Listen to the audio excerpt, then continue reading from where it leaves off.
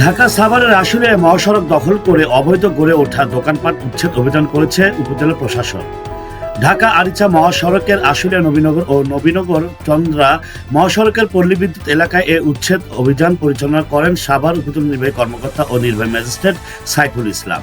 এ সময় গুরুত্বপূর্ণ নবীনগর ও পল্লী বিদ্যুৎ এলাকায় কয়েকশো অবৈধ দোকানপাট উচ্ছেদ অভিযান পরিচালনা করা হয়। নতুন করে কেউ দোকানপাট অবৈধভাবে বসালে তার বিরুদ্ধে কঠোর ব্যবস্থা নেওয়া হবে জানিয়েছে উপজেলা নির্বাহী কর্মকর্তা। বলেন, পর্যায়ক্রমে সাভার বাসস্ট্যান্ড, বাইপাইল, হেমাদপুর সহ বিভিন্ন স্থানে সকল অবৈধ দোকানপাট ও হকার উচ্ছেদ করা হবে। আগামী রোজার ঈদে যেন কোনো জায়গায় যানজট না হয় কোথাও, সেই জন্য উচ্ছেদ আরও বেগবান করা হবে বলে তিনি জানান।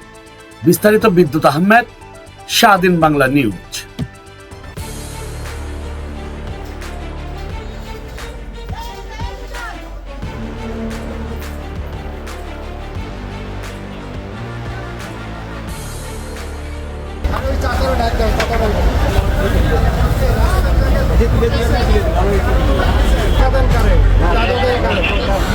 কেউ সাদা দেয় না, রাস্তাতে হাজার হাজার লোক যাবে, ঈদের সময় আরো লোক যাবে, হাজার হাজার মানুষের কষ্ট হচ্ছে। যাই হোক, যদি কেউ নিয়ে থাকে আর দিবেন না এবং এখানে বসতে পারবেন, ওরা বাজারে চলে যাবে, ঠিক আছে? জিনিস করবেন এগুলো সব।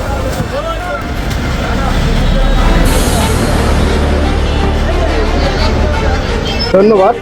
আমাদের পবিত্র মাহে রমজান চলছে, আপনারা দেখতে পাচ্ছেন কিছুদিন পরে আমাদের পবিত্র ঈদে আসলে সকল মানুষ নিজ নিজ বাড়িতে যাবে।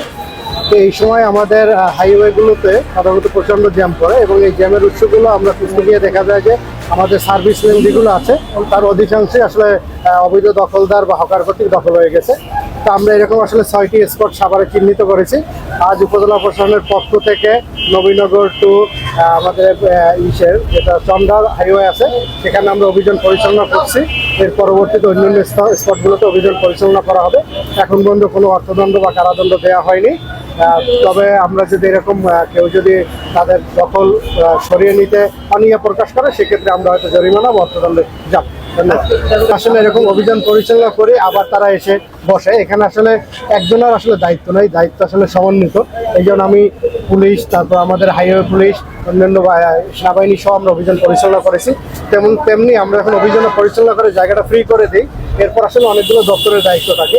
এই জায়গাটা রোডস অ্যান্ড হাইওয়ের দায়িত্ব হলো তার নিজের জায়গা সংরক্ষণ করা, কোনো জায়গায় দখল হয়ে গেলে আমাদের জানানো। তেমনি আমাদের যারা হাইওয়ে পুলিশ আছে, কোথাও জ্যাম লাগলে তাদের দায়িত্ব হলো জ্যামের উৎস খুঁজে বের করা এবং সে বিষয়টা সলভ করা। তো আসলে এই জিনিসগুলোতে আমাদের সকলেরই সচেতন থাকা দরকার, সকল দপ্তরের ভূমিকা রাখা দরকার এবং একই সাথে সাধারণ জনগণ এবং রাজনীতিবিদ যারা স্থানীয় রয়েছেন তাদের আসলে ভূমিকা রাখা দরকার আছে বলে আমি মনে করি।